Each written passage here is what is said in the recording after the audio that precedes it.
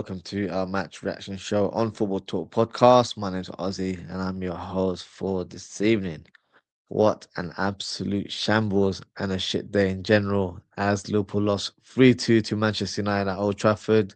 So during the show, I'll give you my take on the game and discuss the talking points. Plus, we'll discuss some news and rumours that have been presented or circulated, I should say, the last 24 hours.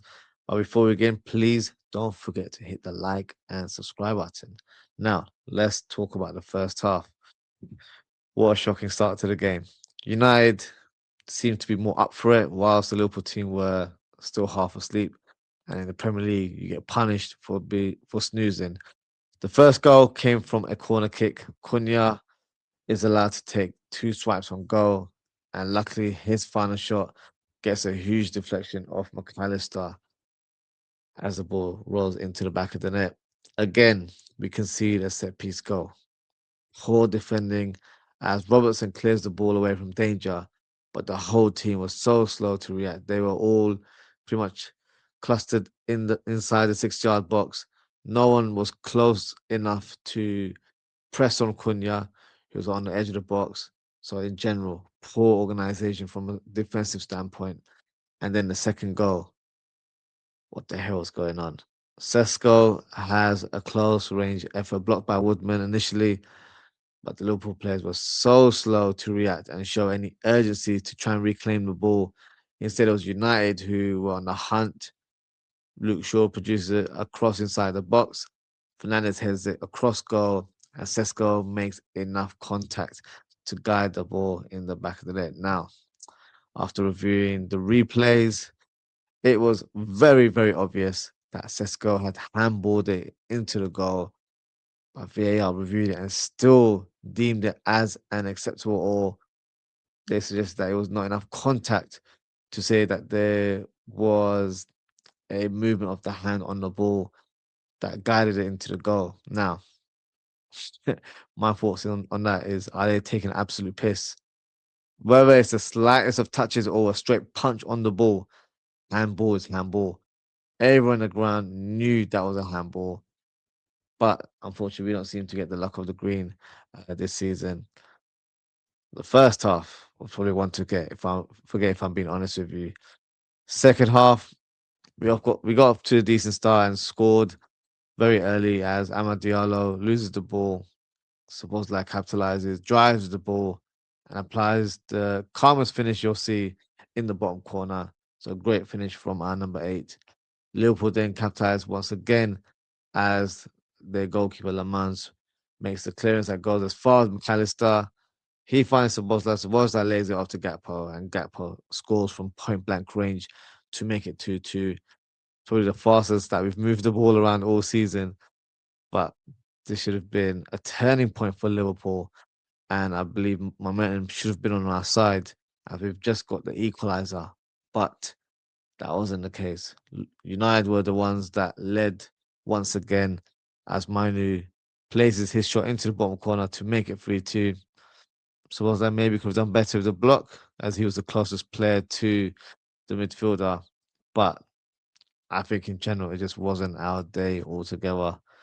So overall, I'm annoyed by the performance. I'm annoyed by the result.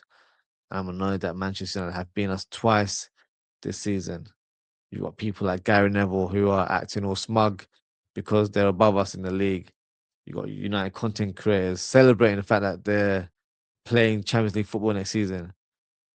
Or how the mighty have fallen. You know, big Manchester United are celebrating the fact that they're above us and they will be playing Champions League football next season. But forget United for one side. From a Liverpool standpoint, I'm disgusted by my team this season. We'll most likely qualify for the Champions League because teams around us are dropping points. Villa lost to Spurs yesterday. But is that the outcome that I wanted from our season? Absolutely not. This is simply not good enough. The bar has been set high by Liverpool. We are current Premier League champions. I know we've only got a few weeks left to say that, but the way we've conducted, the way we've played this season, you would assume that we were the newly promoted team that had just won the championship, let alone the Premier League title. We conceded this title back in November. We've lost 18 times this season in all competitions. And some Liverpool fans think this is acceptable and they still want to back this coach. Do me a favor, because that is just not good enough for me. We're an embarrassment right now. We spent over £400 million last summer on signings, but they haven't delivered. For me, I said this in the match period, this was a must-win game. It was the opportunity for us to pip United for third place, and if that would have been the final position at the end of the season, it would have sounded respectable. But regardless, there's a possibility that we might finish fourth, so it doesn't really make too much of a difference. But of course, it was third. It just seems like we were in the mix to some shape or form. But looking at the season overall, the standards have dropped so badly for us. Watching this team feels like a punishment at times. I barely look forward to watching Liverpool games now. It feels like a chore more than anything else. Something I need to do, but I don't enjoy it. So right now, in terms of the Premier League table, we're 6 points away from Manchester United. And look, they're laughing at us right now. And quite frankly, our club is an embarrassment. In terms of the talking points of the game, I'm not expecting anyone to bring out the violin for us because of the team that was presented. We had a very much weakened team in the starting lineup. No recognized striker, as Ekitike, we all know, is out for the foreseeable future. Isak picked up a groin injury during the week, so he'll be out for a couple of weeks. Alisson, Mamardashvili were both out as well, so we had to play our third choice keeper and Woodman during this game. Didn't really have a recognized right back, so Jones played there, and then we had Frimpong. That was a bit further up. Speaking of Frimpong, I know he wasn't great, but he seems to be getting a lot of negative opinions, and people have already summarized his season as a first sort of like poor season at the club. And look, I'm not going to say that he's been amazing or anything of that nature, but I don't think he's been as bad as what people have made out. I actually believe that he's actually had some good games for us this season. Of course, as of late, he hasn't performed that well. But as a collective, we haven't either. We've been very poor as a team, as a squad. So to single out Frimpong for me seems a bit unfair. Some fans are even suggesting that he should be sold this summer. I don't agree with that. Personally, what I would do, I would sign a starting right back and have Frimpong on the bench or as cover for the right back and right wing position. That way, he gives us strength and depth, and we can utilize him a bit more intelligently and not burn him out as this season. Maybe we've utilized him a bit too much, or he's been overworked during training or during the games. I'm not too sure, but the key next season will be to make sure he's not affected by these recurring injuries and is available for team selection. But of course, we'll talk about the squad rebuild in the coming weeks as the season is coming to a conclusion. So that's my review. Let's go through the chat and see what you guys have to say.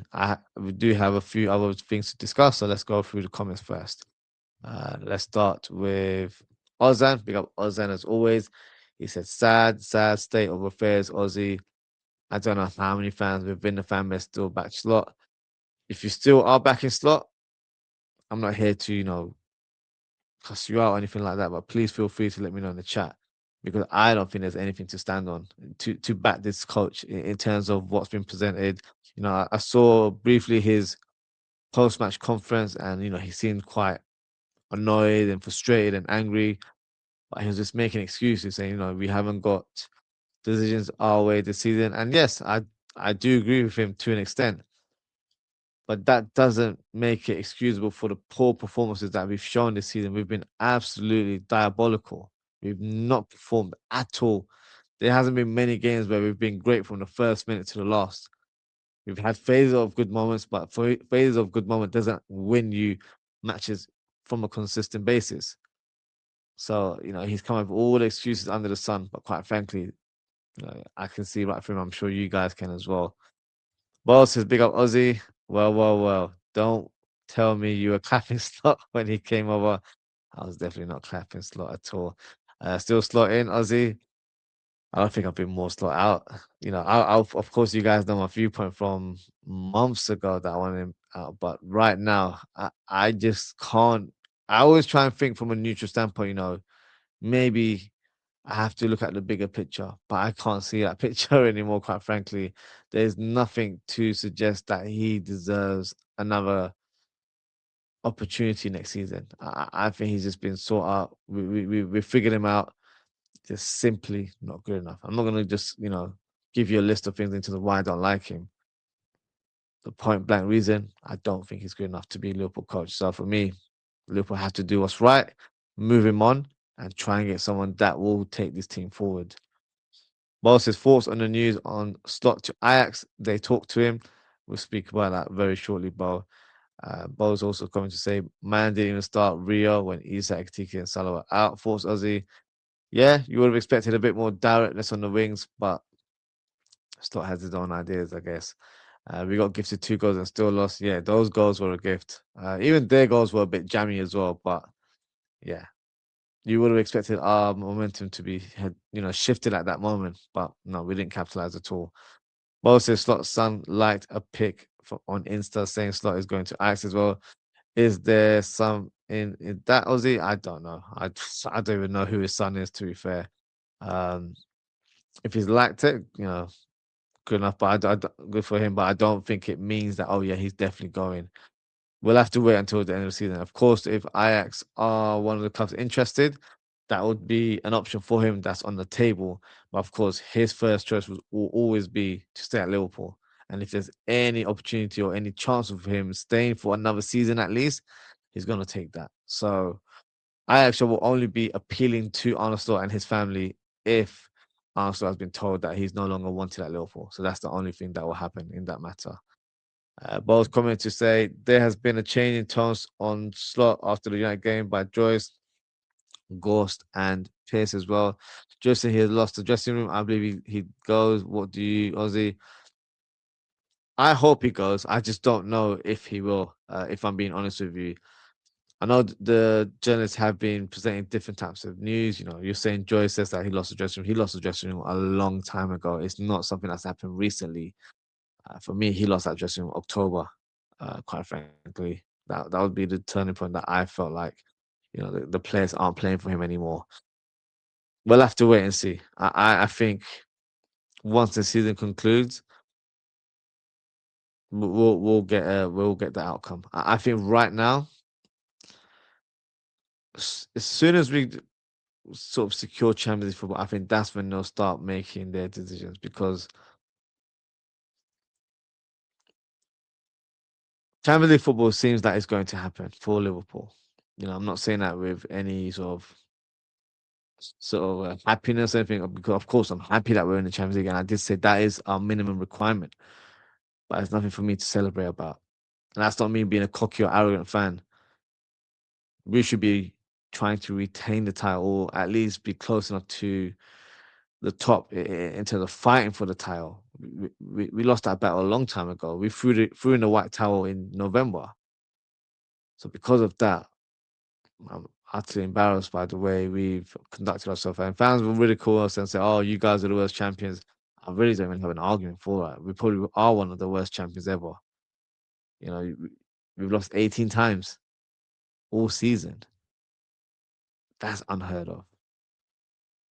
I think the last time was probably under Rodgers where we lost so many games. So, we all know what happened to him afterwards. So let's hope it's the same outcome and Slot is given the marching orders. But I don't know. I would love to say yes, because that is what I believe should happen. And that's not me saying it with an agenda on Slot. I'm just looking at the bigger picture. I'm looking at the season, how it's been presented, and how the team can improve going forward. Under this coach, I don't think we can improve. even if we sign elite players this summer, there will always be a concern for me that, oh, they're playing under this coach, under this tutelage, where the the football is not what it should be in this modern day. So I hope the club makes the right decision. I really do. Because if we continue to have him for another season, or we're given a chance to start next season, it's going to be a long road for all of us Liverpool fans. Embarrassing from someone pointing at the Prem winning ban after the season as well. Yeah, I didn't really like him doing that. I think he was trying to do it towards the United fans. Of course, yes, he's correct. We are the Premier League champions currently, but only for about 2, 3 more weeks, and then after that, it's a wrap. And I think that's nothing to boast about at this stage because we haven't presented ourselves as reigning champions. We've been diabolical. So yeah, I don't really like that kind of thing. But each to their own. Bo says everyone was on vacation the whole week, so of course there was going to be a slow start. Was a typical slot that. Yeah, that's something we'll talk about as well. Van Dijk's made some comments about that. I just feel like it sounds very logical, but if you train a certain way where it's not done with any intensity or any aggression, that sort of way of playing is literally aligned with how you perform on match day. There is a connection there. So if you're not training the way you would on a match or play on match day, that is literally going to be the outcome. So if we train relaxed, lethargic, not too concerned or not putting in the work, then how are we going to put in the work on match day? It doesn't make sense. If you practice, if you train a certain way, that's how you want to perform or do even better as a minimum on match day. So I don't know. Boss says Ozzy turning into slot just because he was close to him yesterday. Please don't blame this game on Sesko. Maybe having one finger on the ball. Come on. Well, look, you have to state facts. If you think that's not a correct decision there, I think that is handball. And I've never mentioned that, oh, it's because of that is the reason why we've lost. I haven't said that one bit. But facts are facts. The guy clearly handballed it. The ball's gone in. And I'm not saying that's the reason why I've lost, but it's a reality. It should not have stood. I'm not saying it would have changed our outcome of the game because I don't think we were good enough at all yesterday. And like you mentioned earlier on, we were gifted 2 goals. It wasn't done from our hard work or it wasn't done from our creativity. If those goals weren't presented to us on a plate, we wouldn't have scored yesterday, in my opinion. So, look, you can ridicule and laugh as much as you want. That is a handball right there. Ozan says, Ozzy bro, apparently someone uploaded a CCTV photo of you at Old Trafford wearing a plush half and half scarves. That is not happening. Do you know what's funny? As soon as I was there, there was literally people selling half and half scarves. I was thinking to myself, why on earth would you buy that? That does not even make sense to me. So yeah, that was not going to be an option. But I saw it as well. You also I saw also one scarf with a face on starting it. By the way, never in a million years will I get a slot scarf, especially now. I certainly wouldn't do that. Bosses have a team with 11 losses ever got Champions League football before Ozzy? Probably not. And it probably shows you how poor this league is currently. And I don't think the advert of Premier League football is going to appeal to the masses because this season, and I'm not just saying it because we've been terrible. I think the football's been quite dire in the Premier League, and it looks like, unfortunately, Arsenal may be on the verge of winning the league as our noisy neighbours, Everton, did them a favour and drew against Man City earlier this evening. So Arsenal need to drop points in order for Man City to capitalise. Will that happen? Well, only time will tell. But I've come to a stage where I don't even care who wins the league title now. I don't want it to be Arsenal because I've got friends that are Arsenal fans. I'm not gonna hear the end of it as well. Um, quite frankly, I think we've got our heads screwed on in terms of our own team, which is of course Liverpool. And I'm thinking, what are we gonna do? Because this is probably the first time where I'm not very excited about the summer. in terms of potential signings. If Slot was dismissed and then we had a new coach come in, then for me it feels like you know fresh ideas are going to present on the plate. Whereas with this coach, if he stays on, it's going to be the same old nonsense. So for me, I want the season to end right now. I know we've only got 3 games left, but I just need that season to be wrapped up because it's been draining to watch Liverpool play this season. And I kind of just want to know what the outcome is with regards to Slot. Is he going to stay or is he not? I just want us to know now. Um, so hopefully we get some clarity um, by the end of this month. That would be ideal. Bosa Slot has one. Yeah, if he keeps the job, he's one lucky person indeed. Bosa Ozzie, we need to talk about the Sun getting a Liverpool exclusive by Isak. Who'd have said that? That needs attention. I'm not aware of that, so I need to look into that a bit more. Once I have the details, then I can, discuss in more detail. But I'm not aware of that, to be fair. Whoever said the Axel coaching staff leaking info needs to be sacked alongside Slot. Bo agrees this is 100%. Um, Imagine the young players knowing they won't get a chance on the Slot. It's honestly so sad. Liverpool have always been about youth. Klopp would 100% give Wright a chance. Just say, you feel me? Yeah, in a situation where you don't have any recognized strikers, you have to give the young kid a chance. 100%. I do agree with that. No Ekatike, and we don't even know when he's going to return. Isak out for next week or two. So you give a young striker an opportunity, and he's done really well this season for under 23. So why not give him a chance? So yeah, I agree. And Klopp will certainly have had him on the bench and maybe even brought him on, for 10, 15 minutes, whatever the case. But yeah, in that moment as well, we may have needed, a bit more of a focal point up top. But yeah, I don't, this coach doesn't really embody young players, and that's a concern. It's just a mismatch in terms of profile of the manager because I don't think he's the right coach for this club in general. And SR, big up SR, he says, "What is your opinion on Slot? I'm Slot out." Just to simply put it to you, um, I've been Slot out since November. Um, the more and more he stays at the club, the more frustrated I get with him. I just don't think he's good enough. Just to say as simply as that. I could probably go on and give you a ton of reasons, but just to put it in short form, not good enough to be Liverpool coach, and it should be dismissed, and we should have a new coach at the start of the new season. Well, says, why would Slot want to stay at Liverpool? Ozzie? He goes to Netherlands every time there's a chance. He misses his family and wants to go back, in my opinion. It's Liverpool Football Club. Why wouldn't he want to stay? He gets a big paycheck. He manages a high profile team.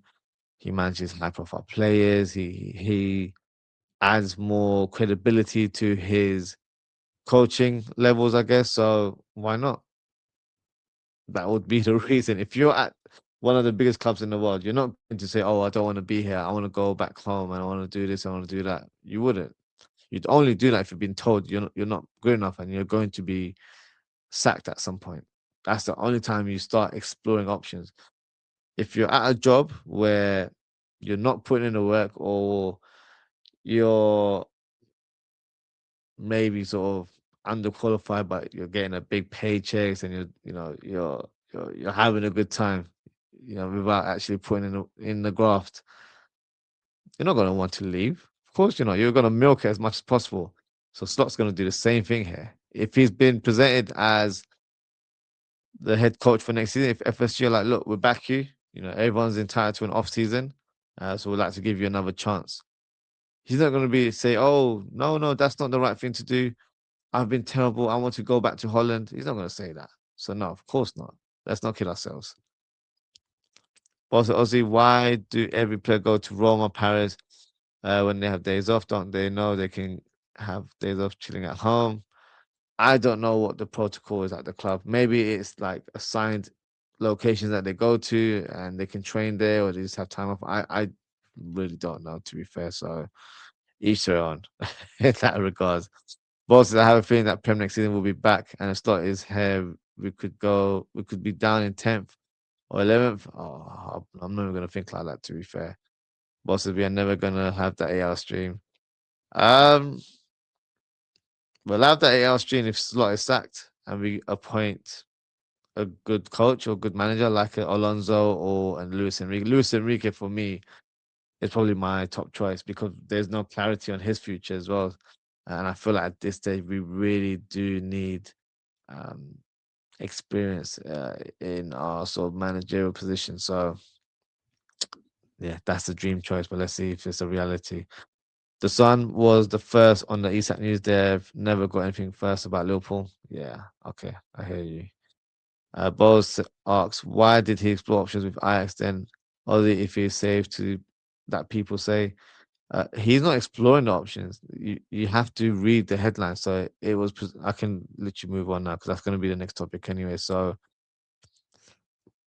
it's been presented that Ajax have made inquiries about Slot in their search for a new head coach. The manager remains firm in his place and is expected to stay at Anfield, and he's not keen on a move to Ajax at this stage of his career. So that doesn't sound like he wants to go back, does it? So that basically tells me that Ajax are aware of Slot's performance. You know, he's underperformed as a Liverpool coach, and they are in search of a high caliber or a good quality coach for their ranks. So that's been a person they've shortlisted as the guy they want to come in. That's their first choice right now. Slot will be aware of this interest, but at this stage, his sort of motive will be to try and stay at Liverpool. If there's any chance that he can get one more season, he would do everything in his power to build a case and do a PowerPoint presentation and let FSG know that he needs one more opportunity, one more season to turn things around. And then, of course, if on paper the way he would present, if he has a successful season, he will then, of course, be rewarded with a new contract, which is, of course, something I don't want to see. So that indicates to me that he doesn't want to go Holland or Netherlands. He wants to stay at Liverpool. If there's any chance of him staying at Liverpool, he'll take it with open arms. But if he's been told that he's not good enough and he needs to go, then of course he's going to explore his options. And why not go back to your homeland and why not go to one of the best teams or one of the biggest teams in the country that is Ajax? So he won't be short of suitors, but for me, he's just not good enough for Liverpool Football Club. Um, why would Ajax ask a Liverpool manager? Ajax would never ask Klopp if he was here. Well, I don't think Ajax are that stupid to think that they could hire a coach of Klopp's caliber. You know, let's not be silly here. Uh, Ajax can, of course, appoint a coach like Arne Slot. He's Dutch, so they know what he's about. And if he was to be dismissed as Liverpool coach, I don't think you're going to get offers from Real Madrid or Barcelona or Bayern Munich, are you now? Or PSG, because obviously they might be looking for a manager. So he'll have to find a job back in his homeland or at that kind of level. So that's why Ajax are trying to get Arne Slot. That's probably the best coach, and that's not being disrespectful to Ajax there. That's probably the best coach that they're able to acquire um, in world football right now. So that's the best they can do, and they know that he hasn't performed well as a coach, and it is very likely, I think, that he will be dismissed. But having said all of that, I just don't know what's going to happen with Slot. Of course, I really want him to go. I can't voice that more than obviously, I'm not as I'm not speaking. I'm speaking. Quite frankly, I'm just tired of all of this. I'm tired of Liverpool right now. So even for me to do a show right now, I'm pushing myself to do this because I'm just sick and tired of watching this team, and I'm sick and tired of watching slot ball now. Quite frankly, but I don't know. My gut's telling me that he might stay for another season, just because of FSG's track record that they always like to give their coaches an opportunity. If season hasn't gone to plan, they give them an opportunity. But what's going to happen is that we're going to have this summer where we buy certain players based on his recommendation, based on the profile players that he wants. And if he has a poor start, then they'll sack him like a few months in. But then what's the point? That's the way I'm looking at it. What's the point of sacking someone 3 months inside the new season? So do everyone a favor, dismiss him now, get someone through the door, and start planning from there onwards. That would be the right thing to do. Whether it happens or not, honestly, we'll just have to wait and see. That we all have an opinion on the coach. We'll all also have inklings in terms of what could be the case. Um, but right now, I this is why I want the season to be wrapped up, so we just get clarity in terms of what the direction is of Liverpool for next season. Is it going to be slot ball once again, or are we going to go for a different caliber of a coach? Because I think we need someone with experience, quite frankly. But also, would you watch next season, Ozzy? Oh, good question, Paul. I am contemplating it or considering maybe not to do next season. But look, I love what I do in terms of content creation. I've been doing it for a few years now. I do enjoy doing this. Um, but it's a big push to do content when things are really bad. I know some channels thrive of negativity. I'm not really that sort of person. But let's see. I do have plans for next season, so I do plan on doing more content. Um, but watch alongs might not be a thing if I'm being honest with you. But in terms of content, I do plan on doing content next season. But in terms of watch alongs, I don't know. That might be removed from my portfolio in terms of the type of shows that I do. Um, Bo says he won't, which look, I don't blame you, quite frankly. If it's not for you, it's not for you, and it's not for me either. But when you're a content creator, when you're committed to this, you have to kind of cover all angles. So if I decide to continue my content creation journey, then I will have to cover it, unfortunately. Uh, so let's move on and let's speak on another topic. So Paul Joyce released an article and he revealed that all of the players presented on the screen, which, if you're listening, I will mention their names now. They are Allison, Curtis Jones, McAllister, and Konate, could depart Liverpool this summer. So, in quotes, he said that the future of a number of players, Allison, Jones, McAllister, and Konate, to name a few, remain uncertain before the need to strengthen the squad, and that has been found wanting is taken into consideration. So, we all know the speculation regarding Allison, where he has been earmarked as Juventus's top target for this summer. And those stories don't seem to slow down. They are gathering pace to an extent that, he is the primary target. That's the main player they want to sign, or the first player they want to sign this summer. Konate, on the other hand, I thought maybe he's on the verge of signing a new contract. He's spoken very positively in the last few weeks. He's been inside the mix zones and he's pretty much voiced, his sort of appreciation for the club. He's mentioned that there's been progress in the talks, and it's only a matter of time that or should I say, that he signs a new contract. But it seems to have gone quiet since then. So has there been a stumbling block? So there's no clarity in Konate's future, even though it appeared that he's on the verge of signing a new contract. And then now we've got Curtis Jones, who has been linked to a move away from the club since January, and his sort of name has been linked with other clubs as well. You've got Inter Milan, as I mentioned. You've got Villa, you've got Tottenham. You've got a few teams in the Premier League showing interest in signing the midfielder. I would say selling Jones would be an absolutely terrible decision from the club in every shape or form. If you want to be analytical, in terms of squad registration, him being a homegrown player is a big factor. If he was to leave, he's Scouse. So, he's a boyhood red. So he knows what it means to represent the club. From a footballing standpoint, I feel like he's grown as a player over the years. I think he's improved by a large mark. And this season, I think he's been very consistent whenever he's been called upon.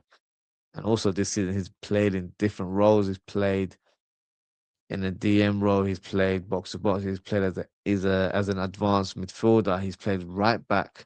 He's played left wing at one occasion as well. So his versatility has been very much important for us this season. And the player on his side there, McAllister, he's been shockingly poor this season. So when he's been in and out of the team, Jones has actually was the one to step up and really make a name for himself, or really help Liverpool become solid. In certain fixtures and certain games. So I think it would be a big mistake to sell Jones. I think the right thing to do would give him a new contract. That's what I would do. You need players of his sort of ilk that represent the club. And I think as a footballer, he's been probably one of our best performing midfielders or players in general this season. So I'll be very disappointed to see him leave. But the player alongside him, McAllister, I've said it quite a few months now, and I feel like at the time it was a bit of an unpopular opinion, but I think people are slowly coming round to my viewpoint, which was that McAllister needs to be sold this summer. This is the time to cash in on him. He's 26, 27. He's got a World Cup coming up for Argentina. So if he performs there, maybe adds a bit more M's to his name in terms of valuation. But I feel like this is the time to cash in on him.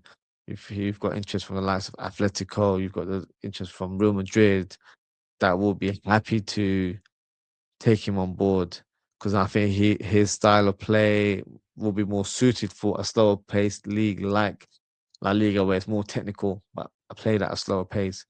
And I think Real Madrid, who seem to be the team that have shown a lot of interest in him in the last year or two, would be happy to pay 60, 70, 80 million pounds along that range.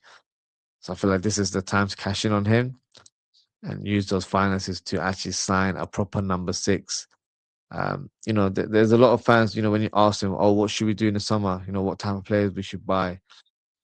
A lot will say two midfielders, but I would be happy with signing one midfielder personally. I think if we were to sell McAllister and then sign a proper DM, I'm just gonna give you a name, like a Sherman, because you guys know that's one of my dream signings in that DM role. Then I feel like we've got plenty of cover. On paper, it would be Schumanni, it would be Sabozlai, it would be Gravenberch, and it would be Jones as your four top quality midfielders. Then you've got Endo if he's still at the club. You've got Trey Nioni, and then you've got McConnell. So you've got seven midfielders for two positions there. So plenty of options in those roles. That's what I would do.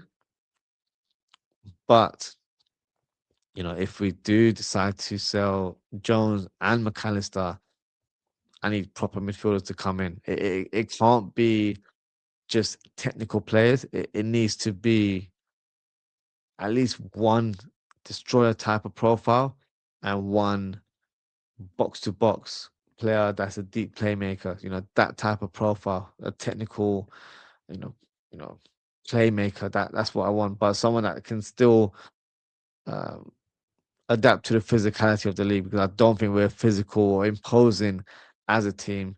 So that's something that we need to look into going forward. So in terms of the four players here, they could all potentially leave this summer, which sounds crazy to say out loud, because I feel like we've got a lot of work to do with our current squad. I would just add players on top of what we have, but it looks like a lot of players are going to go in order for other players to actually walk in.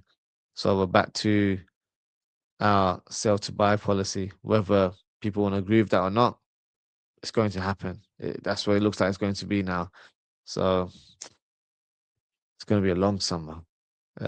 It feels like right now. Um, how does Maka play 90 minutes every time? I don't know, because the guy is on 20% battery every day or every game, I should say. So I don't know how he even manages to last that long. And it's evident as well because he's getting pushed around, he's getting ran past with complete ease. Not sure what's going on there. Moses, let's just say we lose the last three games and finish sixth. Do you still think FSG give him a new chance? Sixth position could potentially help us qualify for Champions League if Aston Villa win the Europa League, which I think is actually a strong possibility. Um,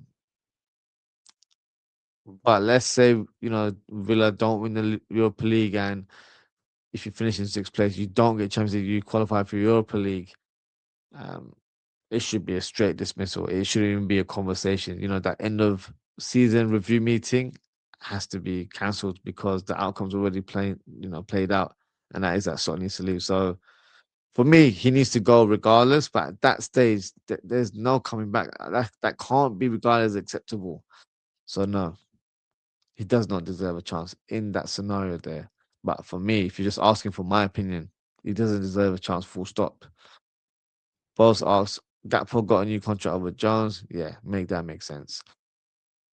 Chibuke, big up yourself. Says worst thing to do is to sell Jones. We will regret selling Jones the way we regret selling Diaz. I totally agree with you. I think that would be a big mistake if we do that. Both says, I just hope we don't forget Slot. I just hope we don't forget Slot in the summer just because we will sign some players. That's what I'm scared of. The problem here is Slot is that even if he was given a chance and he is the coach next season, it doesn't matter who we signed. I will be concerned because I know what I've seen with this coach this present season, and I don't think it's just gonna be magical all of a sudden. Last season he used Klopp's blueprint. Whether anyone wants to admit or not, it's a fact. That was Klopp's blueprint that he used. This year, he's requested for technical players, which is all good and well. But you have to read the room. You have to look at the league. The league is not played in that manner anymore.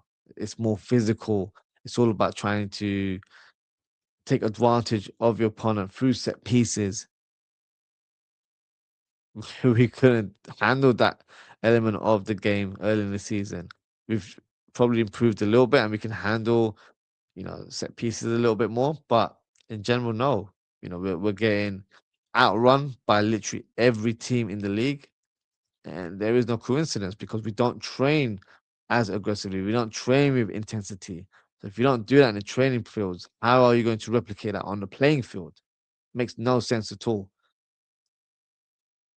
So your concern is that if Slot remains, yeah, you're assuming that fans will forget about Slot and will be focused on transfers and all that sort of stuff. I get you because obviously as a content creator, I'll be focused in terms of rumors and transfers and players coming in and players going. And that will be something I will cover during the off season. But it won't be the same level of excitement as last year. Last year, of course, we were Premier League champions, so that was that kind of excitement that, oh, do you know what? If we buy this guy, that guy, oh, we're gonna tear it up. We bought some of the players that I wanted, but we haven't delivered.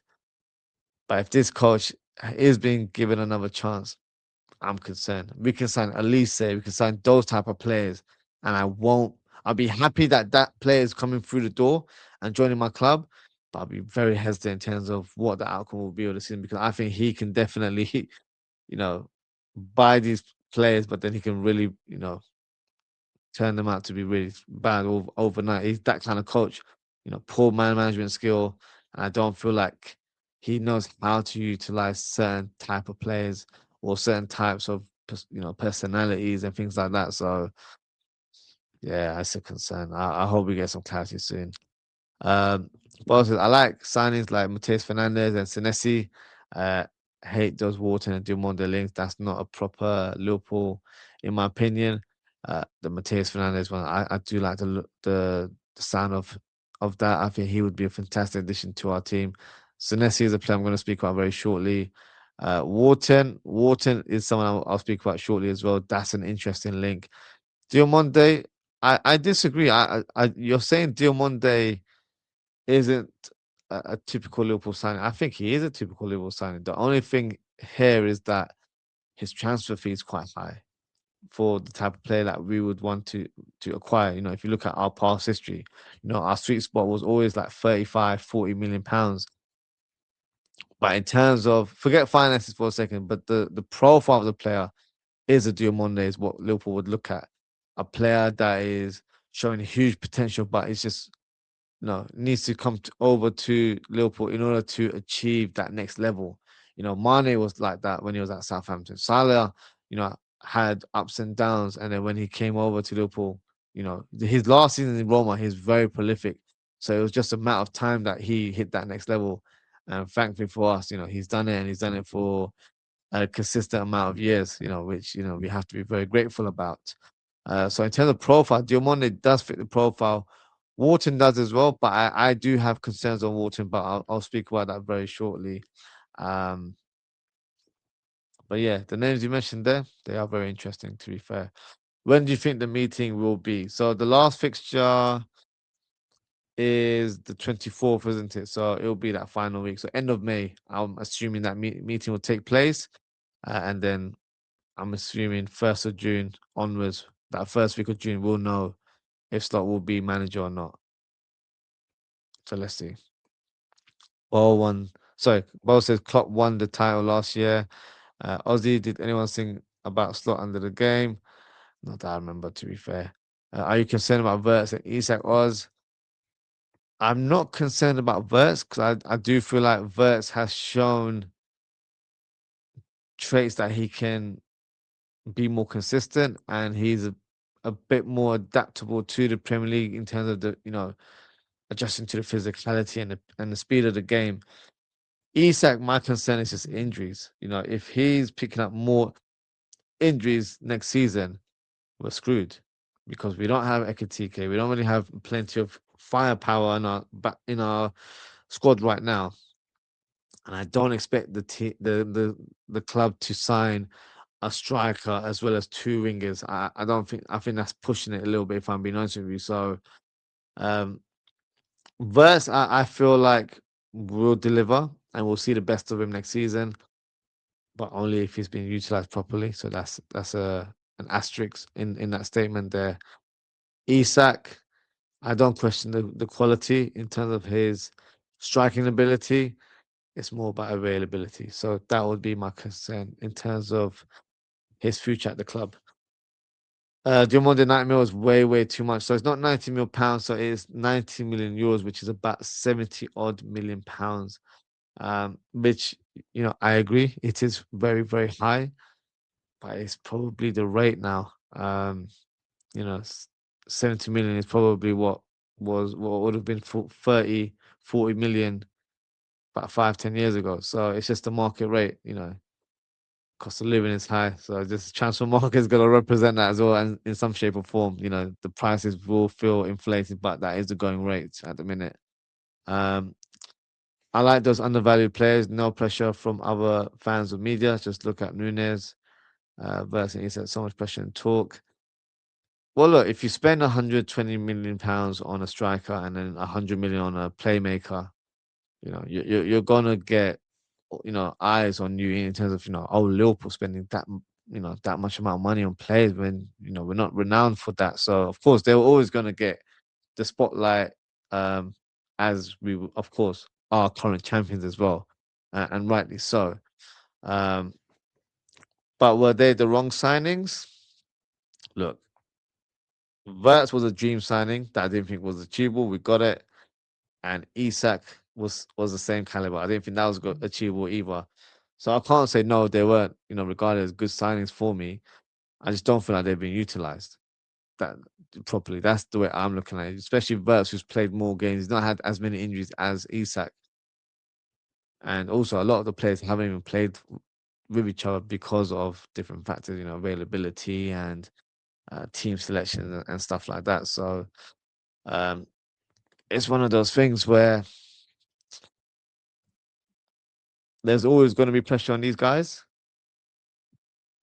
With Isak, we would have thought, he would have hit the ground running because he's already got Premier League experience. But I kind of knew that he'll take a bit of time, but maybe he took a bit longer to adjust to the league, but I still feel like there's hope regarding Florian Wirtz, and I do feel like he will succeed at the club.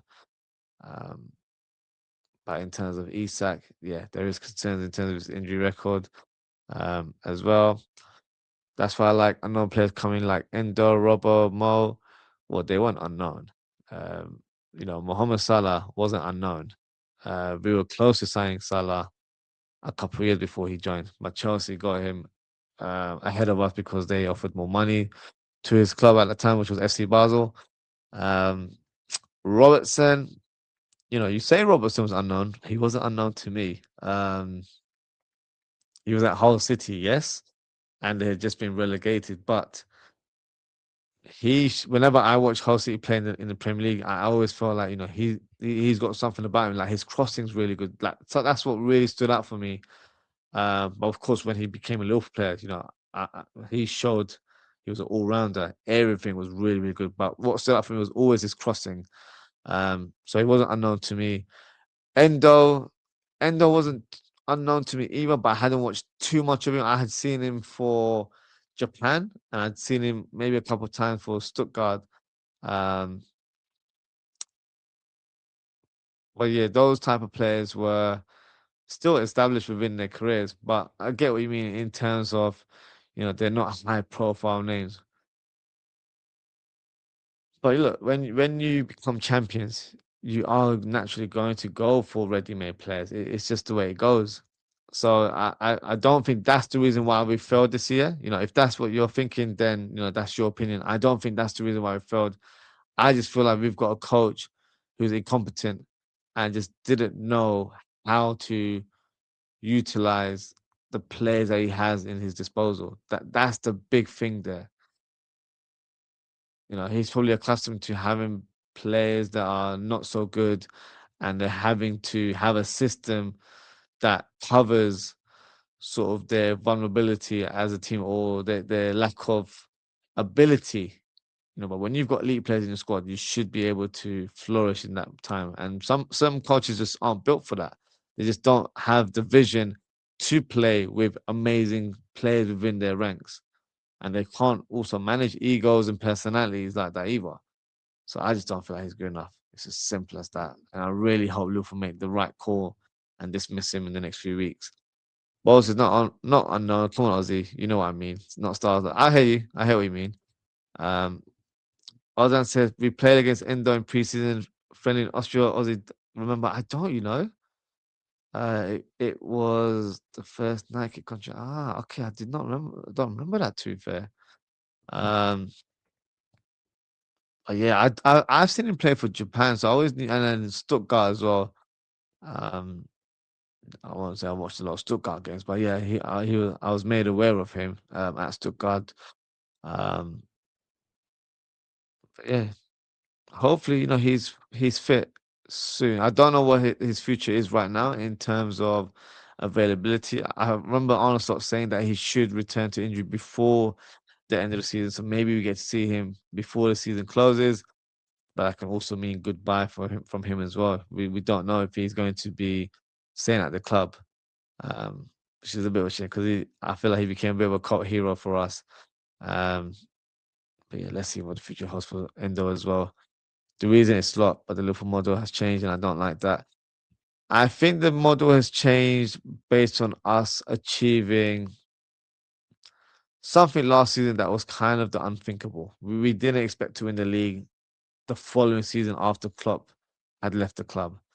So because of that, we overachieved in that regards in terms of expectations. Because I think Slot would have been told, look, challenge for the title, but look, if you finish in the Champions League spot, that will be regarded as a great season for you.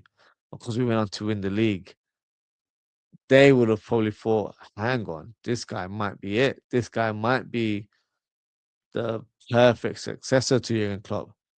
So why not back him? And I get it. We can't be silly and be like, oh, hindsight, why did we give him money? It made sense because we had won the league. And I'm thinking, oh, if we had the right striker, the right number 10, the right fullbacks, maybe we can make it work. Unfortunately, his tactics completely shifted. It wasn't the same tactics we used last year. It's completely opposite, polar opposite this season, and that's why we haven't progressed as a team. Is there any coach that you would be disappointed by coming in? If Slot remains, I will be disappointed. That's as clear as I can say. Um, I don't want to say any coach because then I'm just stretching the situation there. But in terms of coaches that we've been linked with, so we've been linked with the likes of Nagelsmann, which I don't mind Nagelsmann. Alonso, I like Alonso, as you guys know. Enrique would be the dream coach. Iraola, I don't mind Iraola. I think if it was between Slot and Iraola, I would take Iraola personally. Of course, still be slight reservations, but I think in terms of his philosophy, it probably matches what we want to see as fans. Um, so no, the Zerbi would have been an option as well, but he's over at Tottenham. No, I don't think there is. If you've got any names, feel free to drop it. But no, I don't think there is because for me, I'm not saying Slot's the worst coach in the world because that would be quite disrespectful. But he's just not at the caliber that we need to see. To be fair, we should never move away from our principles, even though we win things. In my opinion, yeah, I hear what you're saying, but I think what happened as well, you always have a list of players that you think might not be attainable, but we'll see. We can ride our luck. We've got the finances, so let's see if they would want to come to us. And last summer became one of those things where Isak was sprung to basically come to Liverpool. He wanted to make it happen as the way he did. He was going to do everything in his power to get that move. So he went on strike. He didn't want to train with them in pre-season. So that's obviously in hindsight, which was a poor decision because you should still train, and regain that match fitness. But obviously he completely went AWOL in that regards. Verts, I don't think was our. I think he was our dream target, but I don't think they thought he was going to be realistic. As I think most of us assumed he was destined to go to either Bayern Munich or Man City. I think the player that we were looking at was actually Cherky, and he's ended up going to City, and he's had a great season to say the least. So, um, yeah, I think because those plays were achievable, or it became opportunistic signings, which is something FSG love to ride on, I guess. Um, they weren't going to turn it down. And look, it's easy to say, "Oh, I would have turned it down. I'm going to turn down Verts and Isak because they cost a lot of money." We'd be lying as fans if we didn't say that. Oh, we've always wanted to sign big top players, big sign players. Because for me, I don't care about the money element. As long as we sign high quality players, that's all I care about. So the finance element, yeah, it's all good to think we shouldn't spend that much money, but you got to look at the market. You got to look at the current rate. If a good player is worth £50 million, you've got to pay that rate. You can't just go for a 5 million, a 10 million player because it costs less. If they're not good enough, we're not going to be happy. I don't want to see players like Paulson and Konchesky coming to my club just because they're cheap. They got to be high quality and good enough to be at Liverpool Football Club. So got to find the right balance in terms of negotiating and finding the right profile players to join your club as well. Both comments say Liverpool have never been about stars, but hardworking, local, and loyal players. That's what the model should continue like. Hardworking, agree. Local, they don't need to be local. If I'm being honest with you, um, of course, it's a great bonus if they are Scousers and they are local. But I don't think that is a necessity because if you look at all of our amazing players over the years, they're not all from Liverpool. They're not all Scousers. So, King Kenny is not a Scouser. So, you have to look at the history where for me, it's all about the personality of that person and how they embody the club as well. And, loyalty and hardworking is definitely a trait you want to see in this modern day, but it's not common either, especially when it comes down to loyalty. Amarim, well, I think that's a good comment there. Will I take Amarin over Slot? Whoa, they're terrible as each other, aren't they? I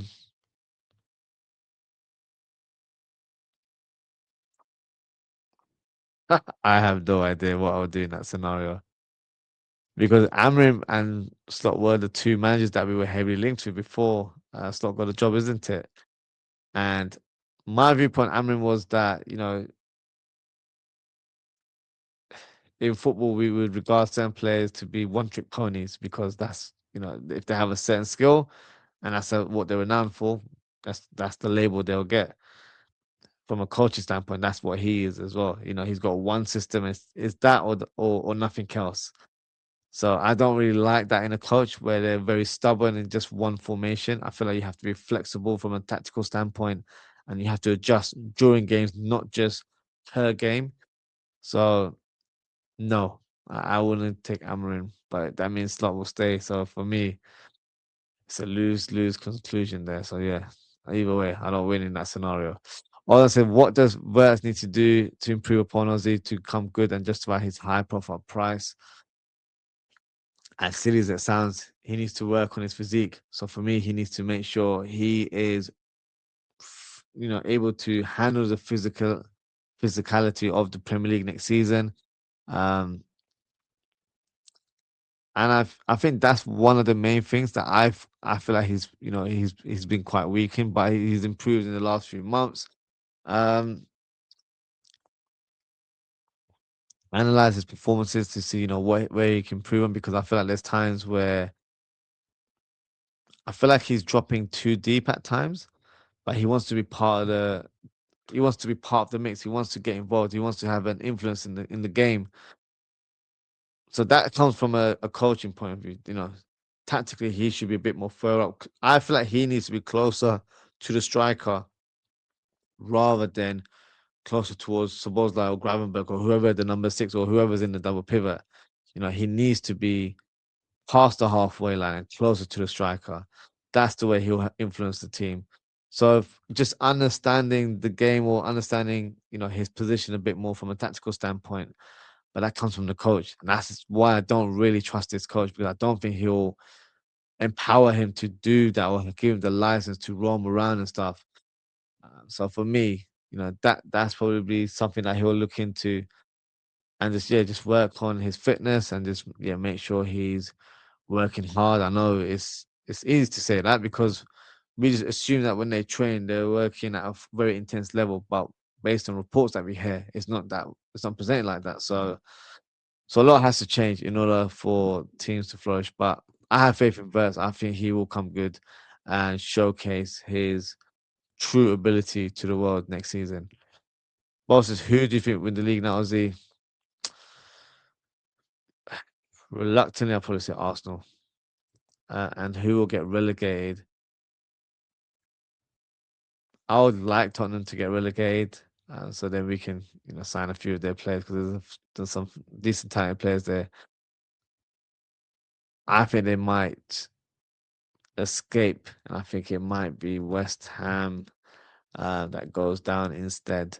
So then altogether it will be West Ham, Burnley, and Wolves. I think that will be the three teams that get relegated. Also, I was just look at the dressing room from now with all the stars would never have happened with Milner and Endo in there. So this is the thing, and this comes from the club. You can't just sign stars. That's not how you know teams are operated. You have to have a good balance. You have to have experience. You got to have youth. You got to have those type of players within the ranks. So you got to have players that are good players, but they're more vocal. They're natural leaders. They you know keep everything together. And then you have players like your third choice keeper who knows they won't play week in week out, but they are very positive around the player. So it adds that different atmosphere. They're not just down in the slums because they're not playing. They're happy to be a part of the squad and happy to be at Liverpool. So you got to find those right mixes and right blend of players and combine them as a squad because that's how you build that sort of camaraderie amongst each other as well. So yeah, it looks like there's a culture shift because a lot of the leaders are leaving now. Not sure what the direction is of the club from the coaching standpoint as well as within the squad now. So it's gonna be a very interesting off season. Both this lot's gonna ruin Salah and Robo's favour, by the way. Yeah, he might do, to be fair. Mostly, I watched Verts at Leverkusen. He always pressed, and with us, he doesn't do that much. Is it down to Stozzi? 100%. In a slot team, we don't really press. Even last season, you would look at the way we play and you think, oh, we did press on the slot. We actually didn't. And the reason I say that is because we had players in our squad that naturally played in that manner. So I'm referring to the likes of Darwin Nunes, Luis Diaz, rest his soul, Diogo Jota.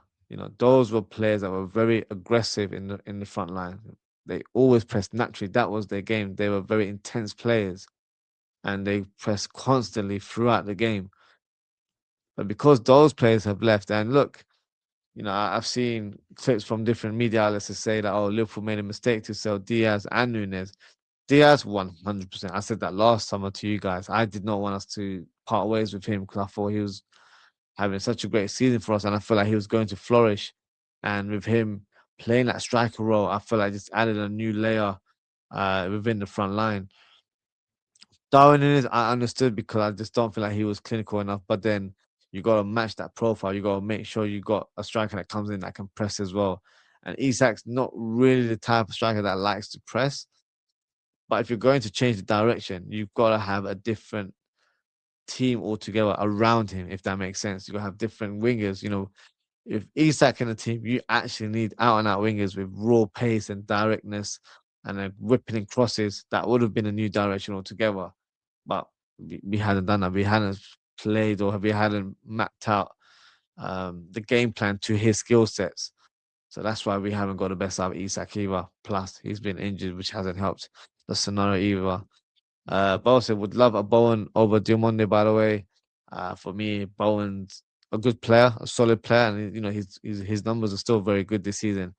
I kind of feel like that ship has sailed. I would feel like if he was the signing that replaces Salah, personally, I find it a bit underwhelming. I'd want us to go for someone that is quick and pacey on the wings because that's what we lack in this team. And as clinical as Bowen is, I don't think he's that quick, nippy player that I'm referring to. So for me, that's not an option. Um, I've just seen your comment there, but I'm not able to read that out. So let's move on and speak about Van Dijk. So Van Dijk has made some comments regarding not having enough training time um, or with days off, and he was questioned about it, saying, the team doesn't get a few days off. They normally get a day off, and it's not regarded as a holiday. It's more of a city trip. Um, and yeah, he just had this sort of defensive corner kind of response to it. But the thing is, the reason why us fans have a defensive standpoint in terms of why the team are given days, a few days off after a game, especially look, we've lost to United and the players are off right now, is because what we see in the sort of the videos that are presented online and what we hear from reports is that the players aren't training enough. And when they are training, they're training for short periods of time. So if the team aren't training and the results are not reflecting, you know, in terms of, I can't say reflecting training because if you're not training enough, then that means that you don't expect to get results. So if we're not winning games, basically, um, we have a reason to be annoyed, um, and that could be the reason why we're not getting results because we're not working hard in training. We're not playing with that intensity. Klopp will do double sessions during his time. I don't think Stott's ever done a double session. So, there is no coincidence that, oh, we've dropped off because we don't train as much. There's a reason why we're not at that level because we don't play with that high intensity anymore. and I'm talking about training here. So look, so obviously, he's going to be defensive as a captain, saying, look, when we get days off, we don't just go on holiday. But of course, the problem is us fans, when you're on social media and you see the players chilling and, having a laugh, you know, on their days off, and we're all peed off because we've lost to United or we've lost to whoever, then it irks us, doesn't it? So that's what it is. So I think that's what it comes down to. It's just that because we see what they're doing in their off time, we're like, no, you should be annoyed or whatever. But my standpoint on that is that they are human beings. They they do have lives. They can do whatever they want after the match. But I need to see improvement in the next game. That's what I want. So I need more determination from the team. Um, so I don't really have too much of an issue here, but I know everyone will have an opinion on this. Um, Virgil wants more free time.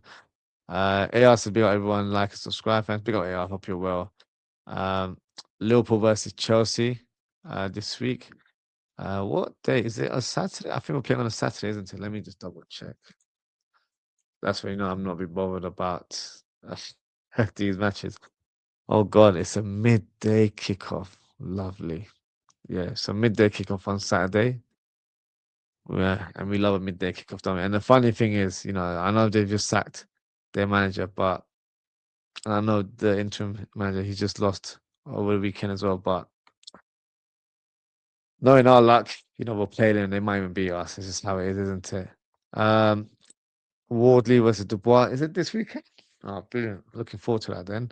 And Shemaev and Strickland this weekend as well. Oh, so yeah, that's me probably doing an all-nighter on Saturday evening with the boxing and UFC. So yeah, that sounds very good. And there's wrestling this week as well. So yeah, a lot to watch to say the least. I was gonna say it would be a crime if we lose to Chelsea. And I was like, oh, facts. If we lose to Chelsea, it would be the laughing stock, which we already are right now, to be fair. Chelsea can't buy a win, even if Bowley bribed the PGMO. Yeah, they really can't, to be fair. Uh, okay, before we close the show, some transfer rumors have been circling, of course. So this one, it has been looming around for a few days now, and the current rumor is that Liverpool are in talks over a move with Adam Wharton. Um, the Reds are trying to get a deal done early um, in order to avoid potential interest from the likes of Real Madrid. Um, so my thoughts on Adam Wharton potentially joining Liverpool as a player, I do like him. I think he's very talented. We saw it when we played Palace recently. Very much calm and composed on and off the ball. Very assured in possession. Has good passing range, and I think he can do a decent job as a DM as well in our team.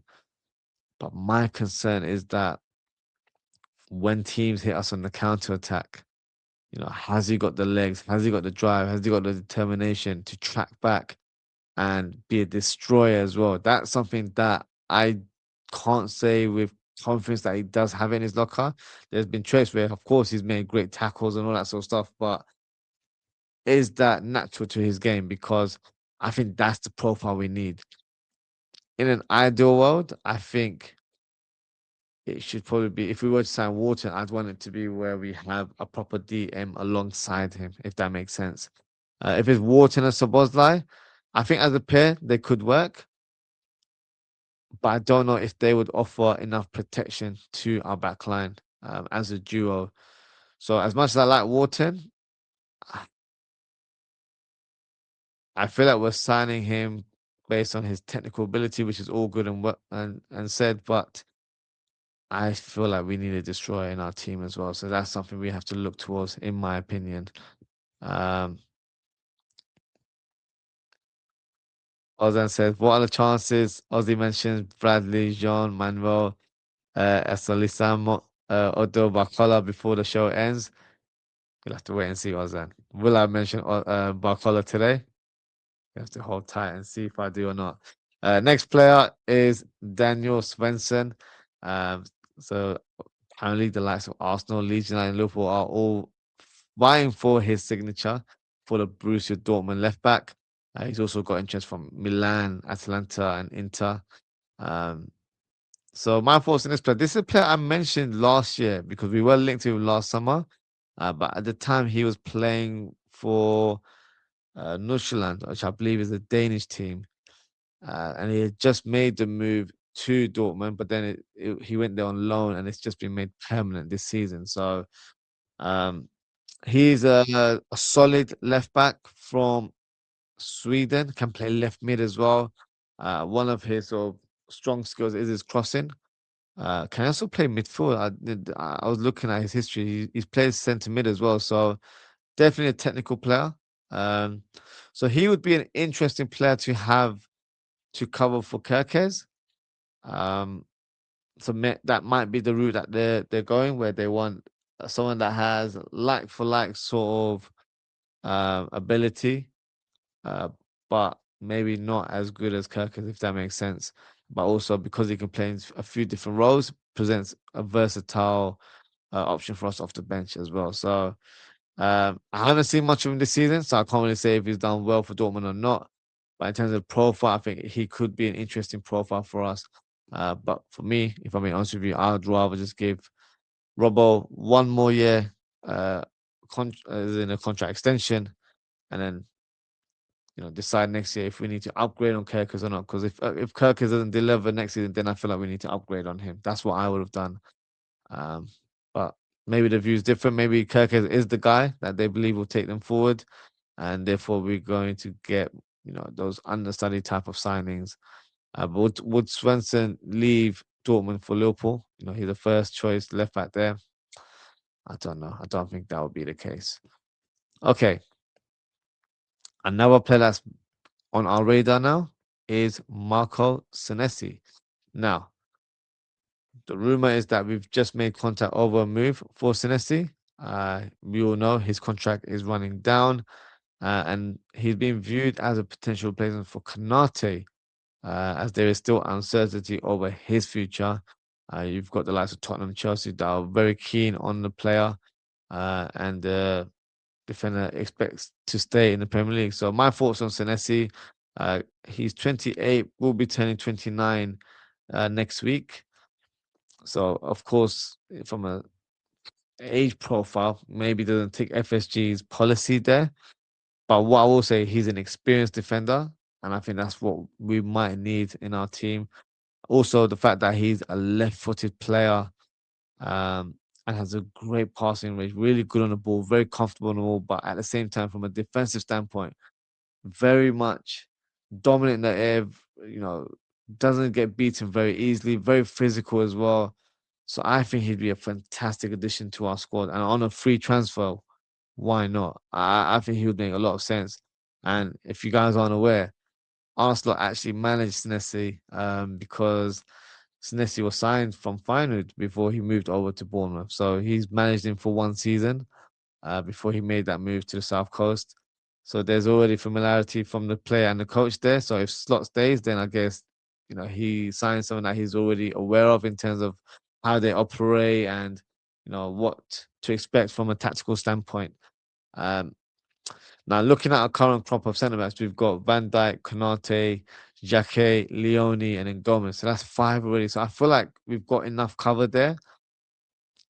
Leone, we don't know when he'll return, but I expect him to be available for preseason. So in my mind, I'm already thinking he will be an option for us next season.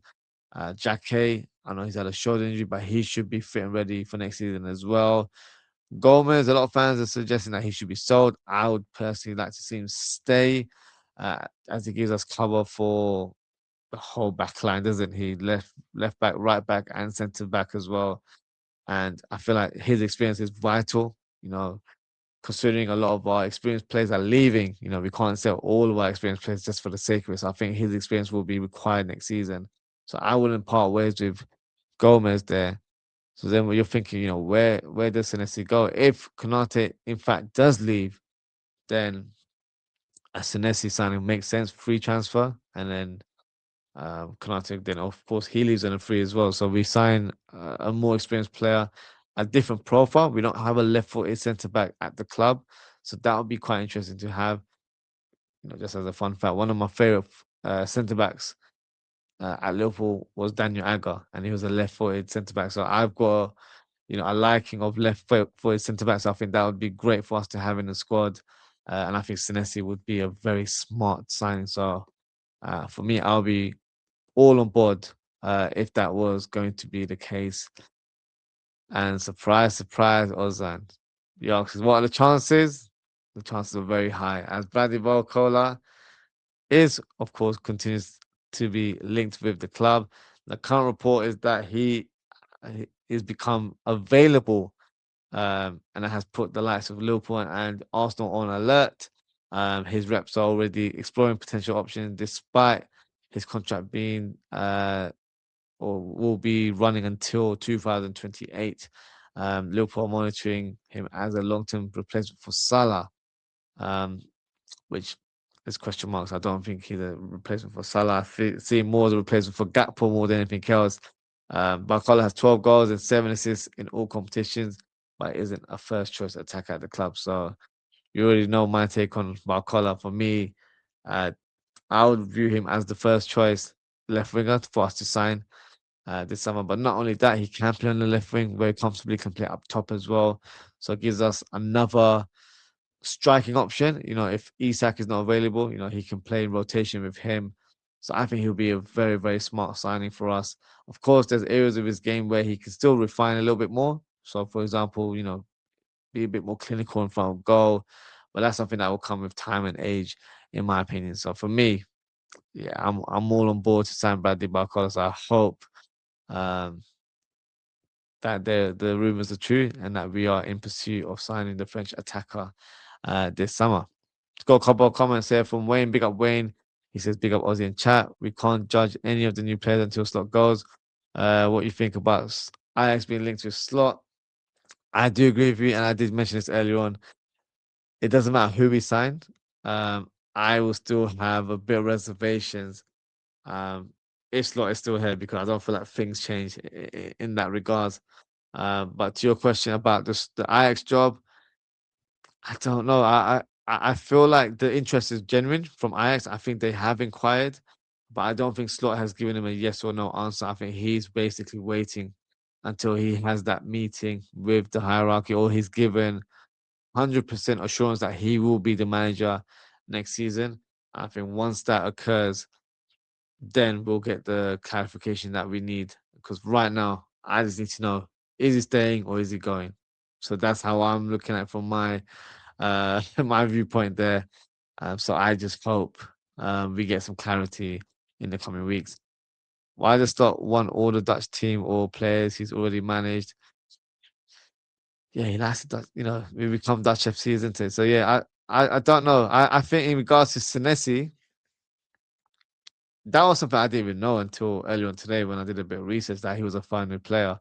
Um, I'm looking at Senesi in terms of how he's performed for Bournemouth rather than him being a former sort of Slot player, if that makes sense. It's not only managed him for one season as well, because he sold him to Bournemouth in 2022. So he only had him for 1 year.